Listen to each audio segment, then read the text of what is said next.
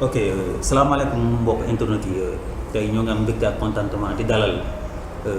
suñu chaîne YouTube 100% Colombophilie kenn koo xam ne kenn dootu ko présenté si milieu bi muy Maxu Seye Maxu ñoo ngi leen nuyu bu bàyyi la nga présenté ko ak gars yi. Assane ñu ngi lay fay di la remercier aussi tamit ci invitation bi donc effectivement man la Maxu Seye di éleveur colombophile di membre fondateur aussi association colombophile au Sénégal di membre fondateur ci association colombophile dakaroise. ok Maxu dañuy ñëw tey si ASCOLDAC muy association colombophile dakaroise bi quoi. Sa création nan la demee woon. Alors association colombophile dakaroise donc sa création mi ngi déparé ci benn déclic ci benn groupe boo xamante ne dañu amoon envie de révolutionner la colombophilie groupe boo xamante ne aussi dañu amoon envie porter colombophilie de très loin et effectivement bi ñu créé association colombophile dakaroise donc on a pu quand même réaliser beaucoup d'activités et beaucoup de cérémonies yoo xamante ne qui a valu beaucoup de notoriété et de crédibilité à cette association. ok tey noté nañu ay départ yu bëri ay absence yu rëy ay pionniers yoo xam ne nekkoon nañu si colombophilie bi ñu mel ni ay alam ay piis ay ñoo xam ne duñ leen dégg léegi lu bëri si yëf yi comme ku mel ne yow quoi ñëpp nangul nañ leen seen xam-xam lu waral départ volontaire yooyu noonu. alors départ volontaire yi du leneen lu ko waral lu dul ñàkk mën a liggéey ak benn groupe wala avec certaines personnes parce que ñun à la base donc colombophilie bi ñu ko doon def passion d'abord moom moo ñu ci dugaloon séntuwuñu ci woon xaalis séntuwuñu ci woon tamit des intérêts personnels mais biñ demee tey affaire yi évoluer ñu am plus d'associations et plus de membres donc fi nga xam ne fa la waroon a gën a neexee dëgg ci la gën a commencé am ay problème donc nit ñi di tirer à gauche ñi à droite donc gis-gis yi bokkatul parce que ñun bu ñu doon liggéey ci benn jamono dañ nekkoon benn équipe boo xam te ne c'était une équipe de cohésion équipe la woon aussi tamit boo xam ne dañu dégg woon suñu biir doon xàccandoo di dóorandoo équipe la boo xamante ne aussi bokkuñu ak comme li fi nekk tey maanaam di wax rek te amul benn réalisation ñun lépp loo xamante ne dañ ko mbébétoon comme projet dañ ci daan def ay waxtaan donc di ci lënkaloo aussi tamit ak ki ay borom xam-xam ci dëkk bi ba keroog ñu doon réaliser activité yooyu mais tey gis-gis yi du benn compétence yi aussi tamit du benn ndax bu fekkee ne da nga nar a bokk ak liggéey ñoo xamante ne bokkoo leen gis-gis wala nga koo xamante ne yaa ko ëpp compétence ëpp ko ay bagages mu bëgg la diriger donc à partir de ce moment ça va pas le faire donc raison pour laquelle la plupart des personnes notamment man on s'est retiré totalement de la colombophilie. ok tey Maxu le rôle d'un président dans une association selon yow lan la pense. alors président moom dafa war a nekk la personne morale boo xamante ne moom mooy gérer toute une association sans prise de parti et sans intérêt personnel muy veiller aussi à la bonne marche des activités de cette association parce que association aussi tamit bu ñu koy wax dafay am ay postes de responsabilité yu fa nekk ku nekk ñu am ay rôle yu ñu la assigné pour nga koy doxal et c'est au président de veiller à la bonne marche ci fonction yooyu nga xamante ne moom la ñu dénk nit ñi mais di xool aussi tamit surtout ñu sama morom yi ñu bëri di fàtte muy le résultat man la ma gëm personnellement c'est le résultat moom la ñuy évaluer parce que mën nga dénk nit poste de secrétaire général wala nga dénk keneen la poste de commission sport mu nekk ci nii en tant que figurant mais bu fekkee ne ci wàllum liggéey amul benn réalisation wala benn bilan concrètement boo xamante ne moom mën na ko génne donc président moom dafa war a nekk koo xamante ne wax dëgg yàlla ay loxoom dafa war a yaatu et puis même au-delà des personnes ñi mu bokkal bureau bi donc war na mën a am ay lënkaloo ci ñeneen ñi nga xamante ne ñoo mën a doxal wala boo ko mën a jàppale structure boobu wala association wala beneen bu mu mënti doon. ok tout récemment gis nañu nga dem ay dëkk yu mel ni Maroc dem foofu pour ay sujet importer ko fa ñëw andi ko fii au Sénégal di ko commercialiser idée boobu noonu nan la ñëwee sa bopp pourquoi le choix de Maroc bi nga dem nii ko. ok loolu moom question bu ma neex la te dinaa sawar pour répondre man à la base ku ma xam ne man lépp lu may def dama koy def à fond ba ma jeex tàkk aw ma ci demi mesure man d'abord je suis quelqu'un koo xamante ne dama jàng école diplôme bu élève war a am yëpp man am naa ko mu nekk certificat BFM wala baccalauréat bi ma amee sama bac ma jàll université Anta Diop ma décroché sama licence ak sama master mais biñ demee ba ci biir man j'ai fini par comprendre par moi-même que ni élevage mooy suma passion te mooy suma activité donc je me suis résumé à faire de cet élevage une entreprise au-delà même muy nekk passion mais day nekk entreprise boo xamante ne ci lay liggéey di ci am teranga au même titre que ñi nga xamante ne dañuy nekk ci bureau di am salaire di dundal seen njaboot ak di faj seeni ay soxla man tey élevage bi foofu la ma toll. donc dem Maroc bi dafa nekk d'abord pour yokk sama expérience gën a élargir sama vision ci colombophilie yokk sama carnet d'adresse lënkaloo ak yeneen doomi beneen réew pour gën a mën a comprendre lan mooy colombophilie pour gën a mën a doxal colombophilie fii ci Sénégal. beneen pàcc bi aussi tamit effectivement jël naa foofu ay pigeons indi ko fii di ko commercialiser parce que comme ni ma ko waxee sànq rek donc damay def business activité la boo xamante ne c'est mon gagne-pain jënd foofu ay pigeons yoo xamante ne ils sont issus de bonne lignée ou alors mu nekk ay sujets yoo xamante ne dañoo def ay performances ay résultats am ay diplômes donc gagner beaucoup de concours wala boog ñu nekk ay as pigeons nga xamante ne sujets yooyu donc dañoo rare fii ci Sénégal mais man bu ma amee possibilité pour indi ko donc non seulement prestige la ci man mais tamit business lay doon ci man parce que bëri na ñoo xam ne dañuy importer pigeons voyageurs mais c'était la première fois quand même dans l'histoire de la colombophilie ñuy dégg ku importer pigeon bu daw 800 kilomètres loolu moom man maa ko fi njëkk a importer ci Sénégal te loolu damay am mbégte di ko wax. ok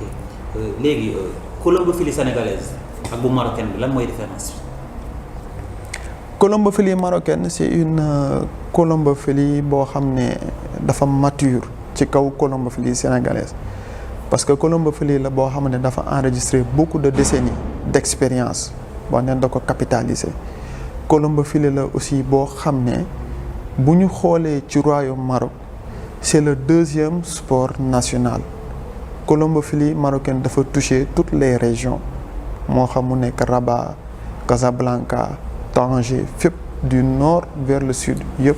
la colombophilie elle est pratiquée. colombophilie marocaine aussi tamit c'est une colombophilie structurée une colombophilie organisée une colombophilie qui comporte des ligues une colombophilie qui comporte une fédération. alors colombophilie la aussi tamit boo xam ne c'est une colombophilie extravertie maanaam colombophilie bu ubbeeku ci yeneen réew yi ba tax na loolu moo andi woon champion yi ñuy dégg ci yeneen réew yi ñu mel ni ay ñoom Koopman dégg nga ñoom ñu def voyage ñëw ba Maroc saytu colombophilie Maroc lënkaloo ak ñoom xamante ak ñoom échanger ak ñoom seen expérience ak seen savoir-faire à travers la colombophilie mais colombophilie Sénégal c'est une colombophilie débutante boo xam ne dafay enregistrer juste une dizaine d'années donc colombophilie bi soog a juddu la ci defar ko la ñu toll ak tabax ko ba tax na mënuñu yem ak colombophilie marocaine même à travers les compétitions ak courses yu ñuy def bu ñu xoolee colombophilie marocaine ci seen programme yi bëri na ci ay associations yoo xam ne dañuy def ay 15 étapes te étapes yi nga xamante ne moom mooy gën a sori muy Layun 850 kilomètres wala boog mu nekk Smara ay 880 kilomètres wala bi gën a sori encore muy Boukra ak Bouchdour respectivement 1200 wala boog ba ay 1400 kilomètres ñoom dañ koy def mais bu ñu xoolee ñun suñu colombophilie au Sénégal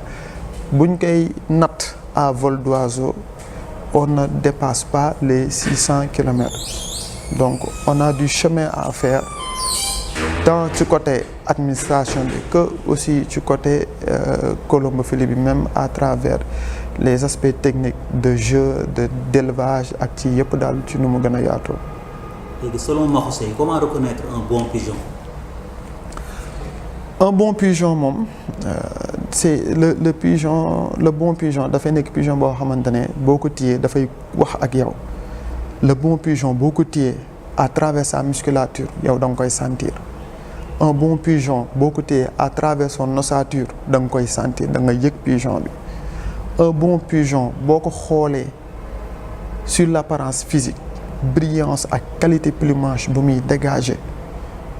da nga koy xam, pigeon bi daf la koy wax. Pigeon bi aussi tamit boo ko téyee coloration ak richesse bi nga xamante ne moom mooy nekk ci bëtam yi nga xamante ne loolu souvent dafay témoigner sur la bonne santé du sujet aussi tamit daf la koy wax. Bu ñu génnee foofu ñu dem aussi tamit ci performance yi.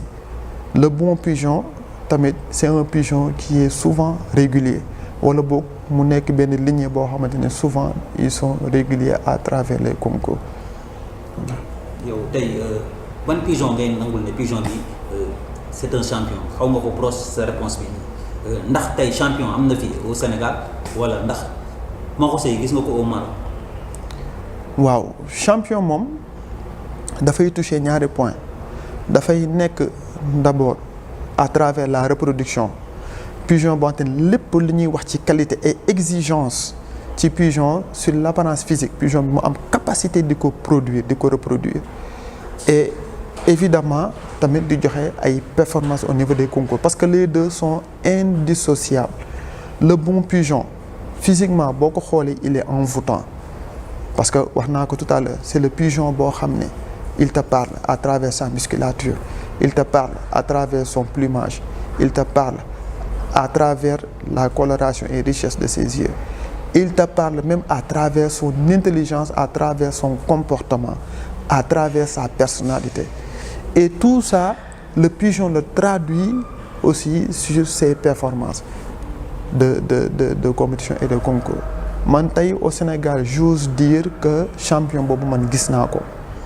naa ko ci production mu koy def ci production di ko def aussi tamit ci concours ci course yi. ok mën nañu xam tey ci loft bi nga ko gis su fekkee am na. waaw kooku moom c'est tout simplement pigeon bu ñuy wax The King muy portugais bu Amadou Diéw bi Abdou Aziz Niane yoroon jaay ko Ousmane frère Amadou Diéw. Alors c'est le portugais de 2004 wax dëgg yàlla c'est un pigeon qui m'a séduit c'est un pigeon aussi tamit qui a fait de moi un déclic def ci man déclic ci colombophilie yàggoon naa yor ay pigeons voyageurs yàggoon naa aussi tamit di pratiquer la colombophilie mais wax dëgg yàlla bi souche boobu accès sama loxo y a beaucoup de choses que j'ai compris à travers ñoom ñoo gën a accélérer même samay recherche ak sama jàng ci biir colombophilie te tey bu ñu xoolee premier national bi ñu fi organisé muy Tambacounda doomu The King direct moo ko gagné muy bu Seydou Diop bu ñu xoolee aussi tamit deuxième beneen national bi ñu fi defaat Matar Fall jël premier Pis jël deuxième Pis femelle bi ko classé le deuxième c'est une petite fille directe de The King donc c'est une lignée qui fait beaucoup de résultats beaucoup de performances au Sénégal à travers plusieurs colombiens ci pigeonniers yu bari commencé ko ci man ak ci ñeneen ñi ko yor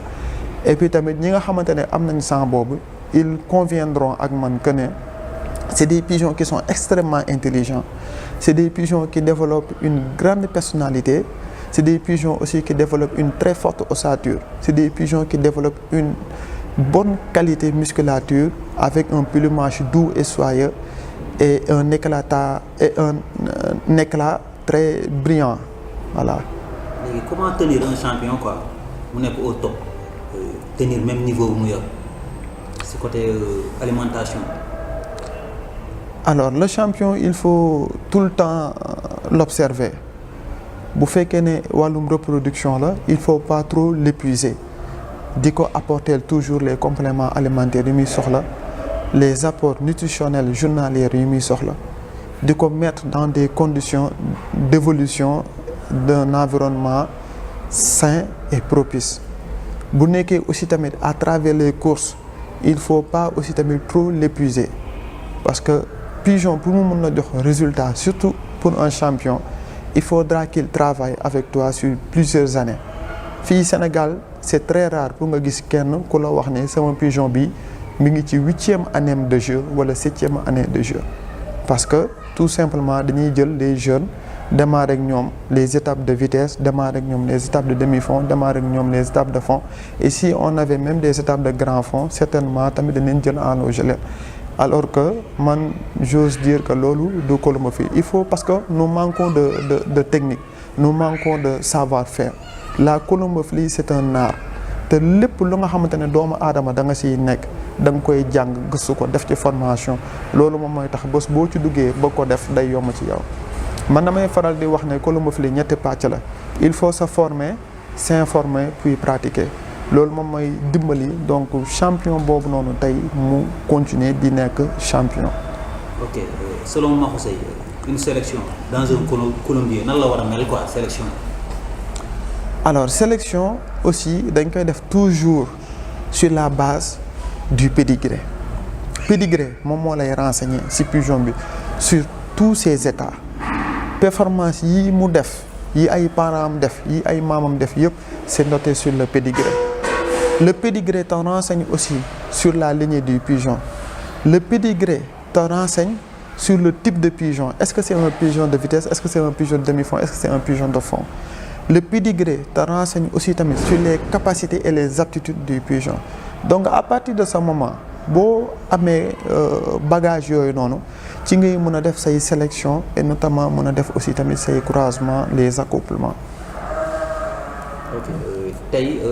ñu jógee ci loolu ñëw ci comité national provisoire bi ñu fi créé woon léegi ñi dem ba comité bi mujj nekk une fédération sa gis-gis ci comité boobu noonu nu muy doxee ak fédération bi lan lañ fi innové loo xam ne comité bi def ko fi woon ak lan la fi fédération bi réalisation yi ñu fi def tamit en fait quoi. alors comité national provisoire l'idée était magnifique au départ parce que tout simplement on avait besoin d'avoir une structure boo xam ne dafay def instance office de fédération donc c'était vraiment une grande révolution boo xamante ne ñëpp dañ ko saluer woon te démarré woon na bu baax parce que loolu moom moo conduire effectivement à l'installation de cette fédération mais au jour d'aujourd'hui mun naa wax ne ñoom ñaar ci côté liggéey ci côté administration ak ci côté réalisation CNP bi sax laay wax ne moo gën a liggéey moo gën a joxe que par rapport à la fédération actuelle. Quel est tey le rôle d'une fédération quoi? Alors le rôle d'une fédération dafa nekk une instance nationale et même une instance internationale fédération dafa nekk kuréel boo xamante ne dafay ëmb association yëpp yi nekk fii ci Sénégal fédération aussi tamit dafay nekk kuréel boo xam ne dafay ëmb région yëpp ci Sénégal donc fédération la ñuy wax te l'agrément est donné par l'État. Maintenant il faudra que ñu def benn sous-organisation boo xam ne ñu jéem a am ay ligues régionaux Dakar ñu am ligue de Dakar ligue de Kaolack ligue de Diourbel donc chaque région mu am ligue et ces ligues-là ils rendent compte directement à la fédération et les associations qui sont dans les ligues par exemple la région de Dakar si on installe la ligue de Dakar donc les associations qui sont comprises dans la région de Dakar elles rendent compte à la Ligue de Dakar et la Ligue de Dakar rend compte à la fédération donc liggéey bi noonu la war a doxee fédération nag moom liggéeyam dafa war a organiser des activités à envergure nationale lu mel ni compétition nationale moom moo ko war a organiser lu mel ni la commande des bagues yi nga xamante ne colombophiles sénégalais yëpp ñoom ñoo koy jëfandikoo fédération moom moo ko war a toppatoo. S'il y a par exemple des voyages yoo xamante ne par exemple ay tubaab yi fi war a ñëw des colombophiles des champions qui veulent visiter la colombophilie sénégalaise donc c'est à la fédération quand même de s'en occuper bu fekkee ne tey l'État am na lu mu soxla wala ministère des forces armées lu mu soxla à travers la colombophilie là aussi c'est du ressort de la fédération donc en gros la fédération elle doit chercher des sponsors des partenaires lëkkaloo ak État lëkkaloo aussi avec les autorités mais pas di def des activités rudimentaires yoo xamante ne mais c'est du ressort des associations. Il faut pas que la fédération se rabaisse di def loo xamante ne véritablement c'est pas de son rôle. Nañu ramener waat un peu les mentalités et c'est pas compliqué donc mën nañ def ay recherche ay documentation xam exactement fédération lan mooy rôle am fan la tàmbalee ak fan la yem parce que liggéey boo gis aussi tamit y a les tenants et les aboutissants fu ñu commencé ak fan la ñu war a yem. Donc yooyu yëpp je pense que am na solo daal pour ñu xam ko njiit yi fay nekk aussi tamit les nit ñi fay fal ñu nekk des personnes compétentes ñoo xamante ne on les a rigoureusement sélectionnés à travers leurs compétences. ok colombophilie sénégalaise am na tey plus de 10 ans quoi ba fédération bi ñëw sosul quels sont ces problèmes yi ñuy jànkuwante ci fédération. Reprenez la question s'il vous plaît. ma ne tey colombophilie sénégalaise. am na tey plus de 10 ans. yow fekkee nga maanaam démb fekkee tey parce que tey si bokk nga si ñu sos colombophilie fii au Sénégal wala tey ñu teg première pas yi. tey lan mooy problème bi. Alors problème bi ça se trouve tout simplement au niveau de l'administration parce que comme j'ai dit tantôt une structure elle doit être bien organisée. Les personnes qui sont élues doivent être véritablement des personnes compétentes ay personnes yoo xam ne dañuy am ay bagages par rapport ak poste boobu bu ñu leen dénk tey exemple bi ma leen mën a jox bu fekkee ne le poste de secrétaire général alors on le confie à un mécanicien ça va pas le faire parce que lettres yi ñu war a bind au président de la République au maire de Dakar ak yeneen kooku su boobaa du ko mën a def. Il est obligé de le sous-traiter tey bu fekkee ne ay tubaab dañ fi ñëw mais effectivement fédération bi c'est le bureau qui doit accompagner tout ce projet mais compétence yi bu fi nekkul loolu du mën a sotti loolu moom mooy problème majeur bi mooy li ñuy wax les hommes qu'il faut à la place qu'il faut. Le travail n'est pas sérieux parce que y a jamais une décision finale qui est retenue lu ñuy jël décision bu ñu mënti jël dañ koy jël peut-être pour cette activité wala pour cette compétition bu ñu ci pare nañ ci mais ce n'est pas une décision boo xamante ne elle est figée dans le temps ba keroog nga xamante ne donc règlement intérieur wala statut moom moo koy dindi pour tegaat fa leneen loolu moom mooy suñu problème toujours donc le travail reste sérieux manque de sérieux loolu moom mooy problème bi ñi nga xamante ne ñoom ñooy gérer donc dañuy desee gëm seen bopp dañuy téléverser et puis il y a souvent comme ni ma koy waxee il y a des idées ou bien des choses des décisions yoo xamante ne c'est à la fédération elle-même qui doit les prendre sans pour autant demander l'avis des amateurs parce que c'est la responsabilité de la fédération qui est engagée décision yooyu noonu ñoom ñoo koy jël parce que ñun dañ leen wóolu ñu fal leen teg leen fi pour ñoom xalaat yi gën ci suñu colombophilie ñoom ñu koy jël pour décision yi gën suñu colombophilie ñu koy jël léegi bu fekkee ne ñun dañ leen fa teg ba pare ñu wëlbatiku du ñu bëgg laaj ñun alors justement nag loolu moom mooy andi yenn détails et puis tamit ñuy xam tamit yan fan la ñu war a liggéey c'est pas sur WhatsApp la ñuy def ay réunions loolu c'est un manque de sérieux